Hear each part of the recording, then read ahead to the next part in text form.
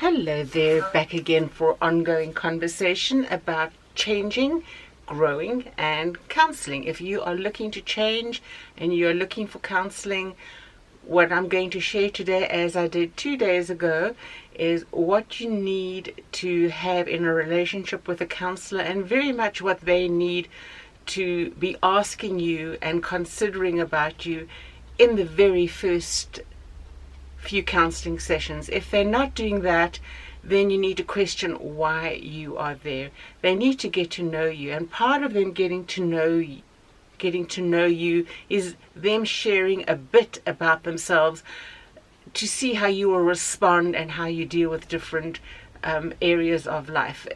They shouldn't make it about themselves, but they should share certain things and experiences to encourage you to examine your responses, and it gives them an opening point of behaviors.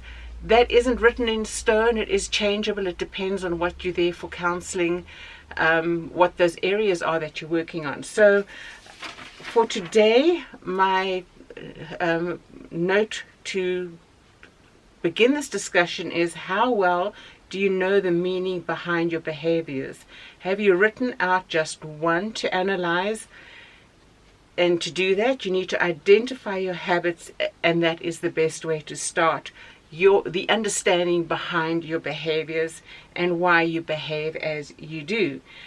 Furthermore, a few more of my notes as I was thinking about the discussion on Tuesday and how I was going to build on it today.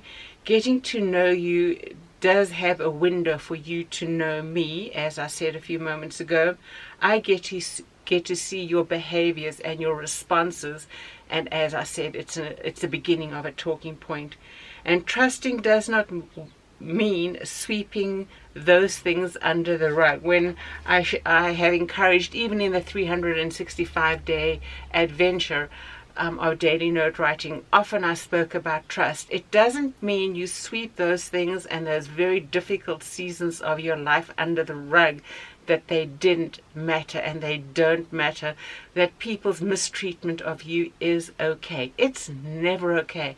However, are you going to give them the control over your life, over your emotional well-being and all your tomorrows, by allowing you to stay there? Friends, sometimes that's the hardest thing we've got to do, is totally unlock them from any presence, or rather unlock our heart. Kick them out. Kick out the memory of all of that as much as we can, and the triggers, and then lock it down to be whole and strong and true. Hard work. So the Romans, as my note here says, the Romans 12:2, be transformed by the renewing of your mind. You have to change all the way you think. Now, as I said, if you were coming for counseling, not that I'm going to be counseling anybody directly here, but I have done online counseling. I have counseled in person. On Tuesday, I said that if I wanted to know so much about somebody that I would check out their geographical location. If you lived in my neck of the woods, I know what's happening societally. If I was doing online counseling, I would then, once you had told me where you are, I wouldn't go spy on you online. I would certainly look at what's happening in the news, where you live, what demographic do you fit into, all those kind of things, because it's important for me to know who you are. Now, if you're looking for a counselor, you need to have somebody who is that interested in you, because all of those things are why you behave as you do. So it is, how many pages would I ask somebody to complete? 7. And they go down to just the nitty-gritty of who you are. So the first page would be basic information, your education, your marital status, how many times you've been married, etc. Your previous marriages, why did they break up? How many were there? Where do you fit in your sibling ranking? Your religious background, And certainly in biblical counseling, we need to be knowing who Jesus is. And it doesn't mean you don't counsel somebody, but they do need to understand that what you ask of them to do behaviorally is what they would be open to do. Otherwise, it's pointless in doing the counseling. Health information. There is a whole long list. What are your physical symptoms? Please check. Often our behaviors are because of physical issues. And in the 365-day progression, I did share certain things about behavioral changes because of medical conditions. If your health is going through a very difficult season and you are struggling to function, and pain brings out different parts of our character, and those things we as counselors need to know about to be able to encourage you through them. And then list all the important present or past illnesses and handicaps. How regularly do you sleep? Your personal information, your medical issues. There's even one section where if you have multiple medications and you have multiple medical issues, may I speak to your doctor about them, because I want to know what his diagnosis means. Obviously, with your permission, that's what would be asked for. Your counselor, whoever you're seeing who's counseling you, should know these things about you as well, and should be that interested in your functioning to be able to help you navigate through what life is. And then when I did say in the opening, how well do you know the meaning behind your behaviors? Who are you? What are you?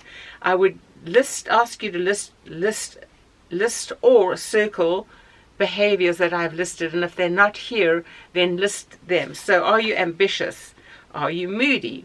Are you excitable? Are you hardworking? Are you an extrovert? Are you calm or serious? Are you an introvert, good-natured, hard-boiled, quiet, a leader, or are you shy? Now, each character trait that I've listed to you then can have social interpretations, cultural interpretations, or your personal understanding. So when I would say, if you circle self-confident, tell me about that. Are you ambitious? Tell me about that. What I understand by that could be very different to what you're understanding. Now, in the 365-day challenge, I did examine what shyness meant, because I was working through and progressing through things. When I was a child, people would say how shy I was, and if shyness was a character trait in just being shy and reserved, whatever that's supposed to mean, I was the most shy child I've ever in all my years come across. Now, as I grew and as I became more involved in counseling and biblical examination, shyness is not a good thing. It's not a cute thing. In fact, it's a self-focused, self-indulgent. My feelings of discomfort in awkward situations are above anybody and everybody and anybody else. It is actually selfishness, because it's putting me and my sentiments and my awkward behaviors and my lack of social skills, which people term as shyness, above everybody else. So when you've got to examine those things and what they truly mean, if you are being counseled, you should be encouraged to take a deep examination. Furthermore, I would ask, have you ever felt like people are watching you? Do you ever have hallucinations? Is your hearing? Earrings go in the hearing things, the lobes. That's my quirky humor. Is your hearing good? Is your vision good? All these things are important for a counselor to get to know you. And then briefly answer the following questions. As you see yourself, what kind of person are you? Describe yourself. State in your own words what the nature of the main problem is that is bringing you to counseling. Can you truly identify that one thing in your life that you most want to work on? Now, as you describe that and you evaluate that in your own life, it could be the tip of the iceberg, and most often it is. Now, when in the counseling I like to equip you right away to forget what lies up behind and press on and move forward with life. But I don't want you to sweep that away. As I said, when we need to work on trusting God to make beauty out of ashes in our lives, you don't forget all that stuff. Remember, when God forgives us, He separates our bad behaviors as far as the east is from the west, meaning our sinful behaviors. He chooses to do that. It's impossible for God to forget, but He chooses not to look. When separating it from the east, from the west, and burying it in the ocean, He's choosing to do that. So friends, when those things from your background are difficult for you to bear, you've got to choose not to think of them, just as God in His grace towards you and His kindness towards you doesn't look at you that way. And I would encourage you in counseling to do the same thing. Don't look at those things from your emotional perspective. Sure, they fed into those emotions. And if you went through a season of horrible treatment, your behavior, which originated because of protective boundaries that you had to cultivate from difficulties, those things over time you would want to look at, and good counselors would encourage you to look at them and what God would want you to do and how He would want you to address that, so that you can live optimally for His glory and for your good, so that you can be freed from all of that. Now, another thing that a counselor, I'm trying to open my Lever Arch file. A counselor would want to know about you. What do you know about God? What do you know about yourself? What are your priorities in life? What about your right and wrong behaviors? Do you truly know what right and wrong behaviors are? One would obviously think one could answer those things, but friends, sometimes life can get so messy, and you know that. If you've been around the block once or twice, you know that life can be so messy, and sometimes to get drawn into somebody else's messiness is a hard thing to do. But the sweetness of the glory that comes from it makes it all worthwhile. What do you know about theological issues if you wanting biblical counseling? How do you think people should treat you? How do you believe you should be treating others? How do you respond to change in life? What are your personal responsibilities? Is anybody responsible for you? What do you think about your past and present circumstances? Separate that. I would want somebody to write that all out for me. Because as you're writing it out, friends, it's just not an idle exercise. It's requiring of you to dig down to get to a deep understanding. What are your hopes for the future, tomorrow? Now, you might be an older lady like me, but you may be around for another 20, 30 years. You don't know that. What are your hopes for the future in all areas of life? Family, relationships, where you live, who's in your community. Can you build a newer community? What differences can you make? What does your future need to look like? That's why I did the 365-day adventure for myself. What about other people? How do you consider them?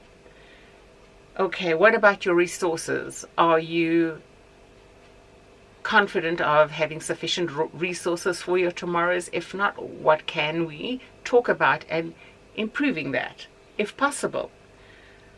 What do you see the cause of your problems and your struggles to be in life? What do you think the solutions would be? And what, as I said 2 days ago, what do you expect out of counseling? Now, all these things need to be examined to be able to have a beginning and a starting point for deeper unfolding, that we can talk through all of it to bring you to a point where change can slowly begin to happen. Now, as I often said in my 365 days, change is a process. It's not an event. You are not, if you've had a lifetime of protective behaviors to, in some ways, isolate your emotions, so in other words, you put a lid on your life, it's going to take a period of time to be able to unlock that with confidence so that you can live in freedom and Be confident. Now, we do need to stress that if you're going through counseling, we all want life to have a rosy picture. If somebody's been treating you badly or is treating you badly, no matter what that badness is, you need to make sure you're protecting yourself. Also, when you're looking back to very difficult things that may have happened to you in your life, forgiving people for bad behaviors doesn't mean reconciliation. Those are two distinctive things. As believers, unless you have truly studied it, we are encouraged to believe that forgiveness means we're all going to get together and have a nice sit down, a cup of coffee, and we're going to celebrate with that person. Not at all. Forgiveness is a gift you give yourself. If another person is not going to be addressing their bad behaviors, you can't reconcile, because you'll be putting yourself back in a threatening and difficult position. We'll talk more about that as we progress. But in data gathering, in getting to know you and preparing you for ongoing counseling, these are the things that are important. And if you are being counseled, you have a counselor, they need to know these things about you. And if they haven't asked you all these relevant things or been able to speak into them, I think it's time you find yourself a new counselor, somebody who's truly interested in getting to know you, for you to become all that you can be for the glory of God. So friends, scripture verses, let's rush through them real quick, because this is getting a little long and I don't like to do them for more than 15 minutes. So Romans 12:2, you are to be transformed by the renewing of your mind, that by testing you may discern what is the will of God, what is good and acceptable and perfect. No matter what your background has been or what you've seen about life, your responses and how you live can be changed depending on what you think about. Another verse I want you to take a look at is Psalm 106. And we're going to look at verse number 34 and 35. They did not destroy the peoples as the Lord commanded them, but they mixed with the nations and learned to do as they did. You may have learned bad behaviors from your family, your society, your community, what is accepted in culture and traditions, which are not what the Lord God would want you to have as behaviors in your life. For instance, I was gushed over and considered cute to be a shy child. I wish at that time that people knew what better behaviors should have been for me and would have encouraged me as a child to have behaved differently. It would have made dramatic changes in my life as I developed. Now, I'm not shaming anybody or any of the adults from that era in my life. They didn't know. They did the best they could. However, as information comes to us and we learn, we are to share with others to encourage them. Proverbs 22 and verse number 24. Make no friendship with a man given to anger, nor go with a wrathful man, lest you learn his ways and entangle yourself in a snare. You can change. We learn bad behaviors, yes, from our own nasty hearts, and people learn bad things from us. But we are to be transformed through the renewing of our minds. You can change, I can change, we can grow.